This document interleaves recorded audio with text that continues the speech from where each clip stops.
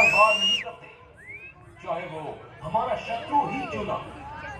हम तुम्हें भी माफ कर सकते, लेकिन तुम्हें वचन देना होगा।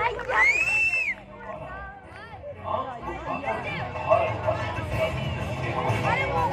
खुदा की कसम, अगर भारत को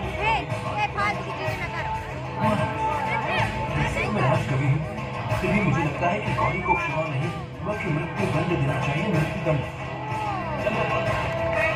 आप राजकवि के साथ साथ हमारे मित्र हैं। हम आपके सुझाव का सम्मान करते हैं। सिखाने के लिए हर किसी को एक मौका तो मिलना ही चाहिए। इस तरह क्षमा दान पाकर मोहम्मद गौरी गजनी वापस लौट आता है, लेकिन वो अब भी अपनी हरकतों से बाज नहीं आता। वो दिल्ली के खजाने को पाने के लिए षड्यंत्र पर षड्यंत्र रचता रहता है।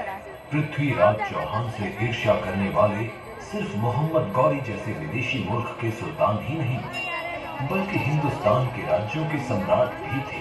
कन्नौज के राजा जयचंद पृथ्वीराज की ख्याति देखकर उनसे ईर्ष्या करते और उनका अपमान करने का अवसर ढूंढते रहते थे। हम चाहते हैं कि हम अपनी पुत्री संयोगिता के स्वयंवर का आयोजन करें। उस स्वयंवर में पृथ्वीराज चौहान को छोड़कर भारत के सभी सम्राटों को निमंत्रण दिया जाए।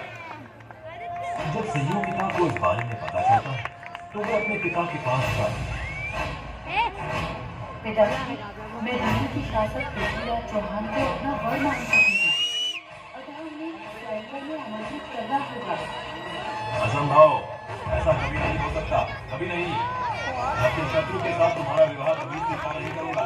पिता से अस्वीकृति मिलने पर संयोगिता ने गुप्तवश सखी के पति के हाथों पृथ्वीराज चौहान को प्रेम प्रस्ताव के साथ स्वयंवर में आने का निमंत्रण पत्र भिजवा दिया।